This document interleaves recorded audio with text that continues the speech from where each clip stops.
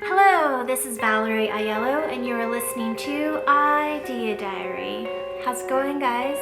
Thanks for coming and hanging out. I am traveling this week, so I'm trying to film a show every day while I am running around doing things. And I had to, yesterday was my first day to skip a show, and it is what it is. I couldn't get everything figured out on a travel day to film and then sit and upload and all that stuff. So it is what it is. And today I'm just gonna use the camera microphone. So I don't know the quality that's gonna be happening, but I'm just going to give it a shot and see how it goes.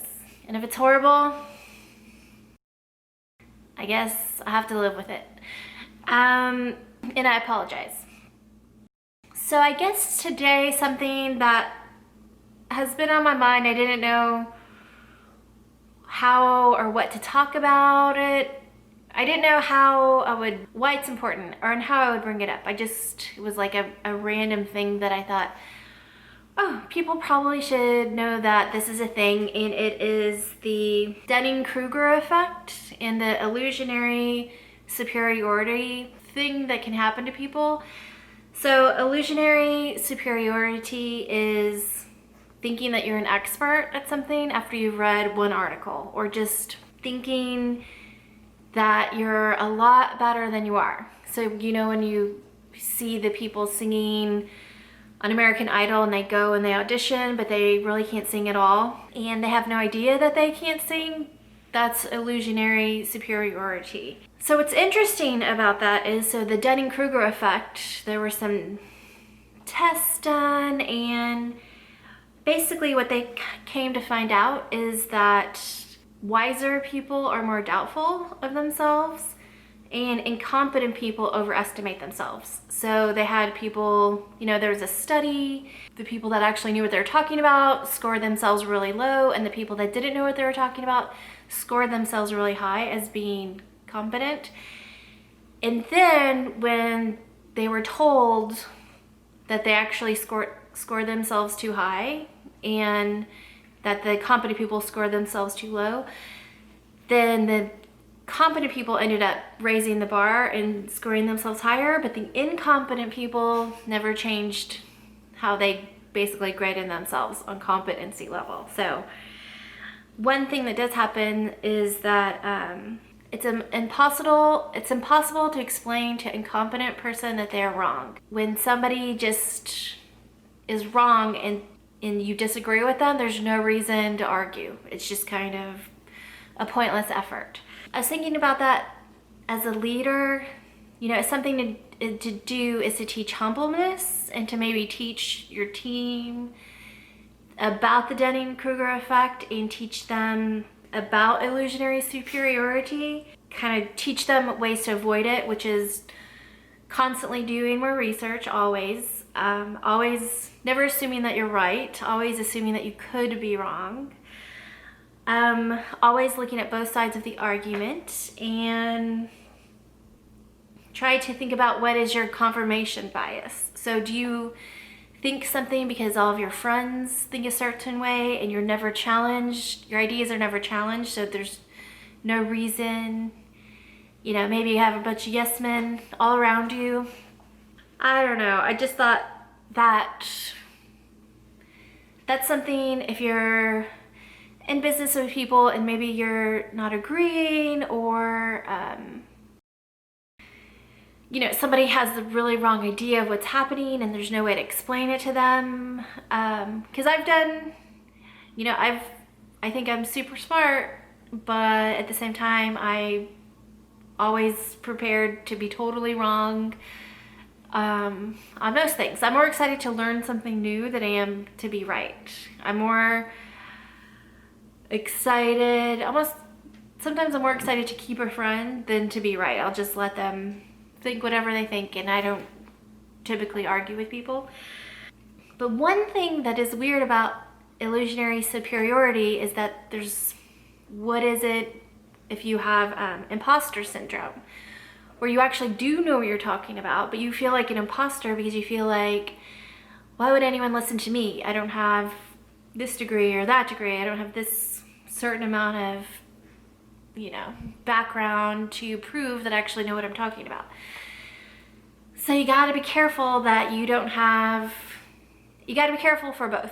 You got to be careful that you don't have illusionary superiority, and you think that you're the greatest thing that ever happened and you could never be wrong and you know everything.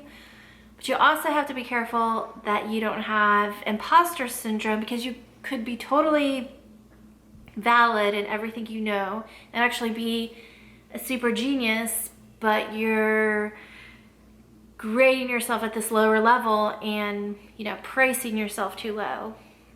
That's a big problem with freelance people, is they'll think, oh, okay, well, I really know how to do the work, but they'll never pay me this amount of money. So you end up working 10 times harder for an eighth of the amount of money that you probably should have been charging. Those two things you got to think about. And then I was thinking, okay, but what if you're totally egomaniacal and just think about yourself all the time, thinking that you're so great that no one could ever challenge you or do anything to compete with you?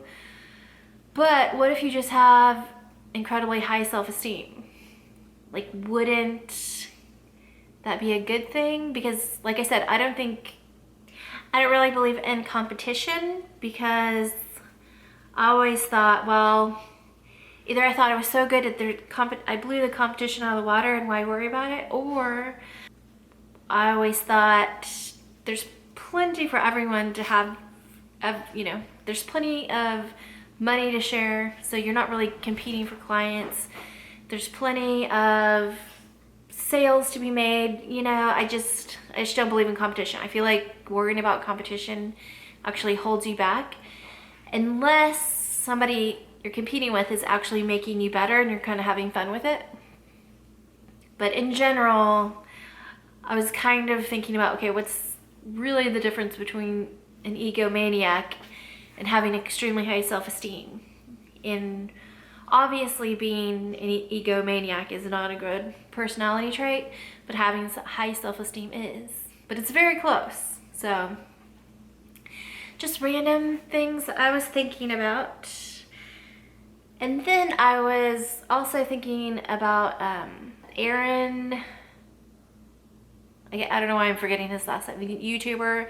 I'll put the link in the description for the video, but his video that he posted today, I happened to watch it. And he was talking about something called the ValidationTrap. So I thought, I wonder if that's something that a lot of people are talking about, because I hadn't heard the term. So I looked up the ValidationTrap, and it's basically that you're not going to be happy until you have 100,000 subscribers. And then when you hit 100,000 subscribers, you're like, I don't feel any different. I'm going to feel amazing when I hit 1 million subscribers. I'm not really a YouTuber until I have this. I'm not really a musician until I have this. I'm not really whatever, fill in the blank, until I have this.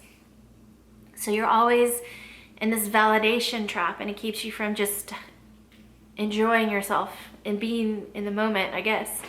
I really like the term. I really like the idea about it. I really liked how he explained it in his video.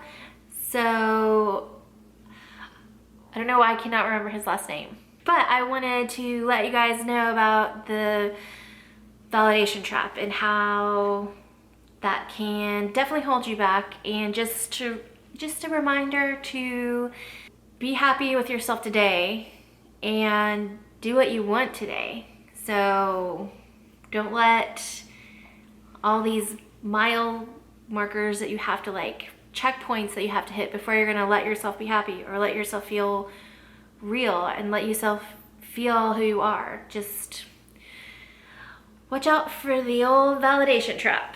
That show also reminded me, so Jim Carrey talks about how he wishes that everyone could be famous so that they could figure out that it doesn't actually make you happy being famous. And you don't really know that until you get it. So I feel like that's part of needing to validate yourself and needing to feel important when you can just feel important now. You don't need any validation from anyone. So I guess that's it for today. Kind of a short one. I'm traveling. I have a lot of stuff happening, but I don't know what I should or shouldn't talk about yet for the current thing that I'm working on. Partially, it's one of those things that if it does happen, it's gonna feel amazing. If it doesn't happen, then it's gonna feel like crap. So I don't wanna talk about it, but at the same time, I'm supposed to be doing my idea diary and kind of archiving all these little moments and sharing them with everyone, and it's a weird thing. So I'm gonna think about that, and hopefully soon, tomorrow, the next day, I'm not sure, but hopefully I will have some sort of update on something that I'm working on. And you know, I won't know if it's gonna work out until it does, and it may not. And working out may not be the best solution, but I feel like I've got to try it. So it's one of those things that I really won't know. I don't know if I'm making a good move or a bad move, but I definitely have to make a move, because if I just do nothing, I feel like that's the bad move. So I really don't know. You know, it's really hard to explain, and that's why I'm sounding crazy right now. So I'm just gonna end the show. Thanks for coming. Sorry for missing a day. It feels like I haven't done this in 10 years.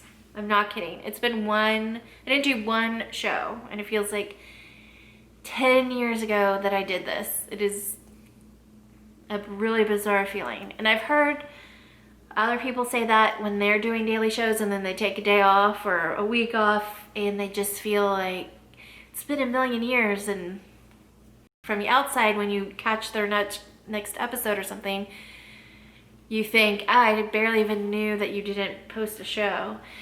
It is bizarre, y'all. It is weird. It's a weird feeling. So I'm definitely missed filming a day, like legit missed just doing it. So coming back soon, and hopefully I can get a couple in the can so that it's less stressful traveling and I can still feel like I'm posting something and all that stuff. But we'll see how it goes. So I still don't know how to end the show, so I'm just gonna play the music.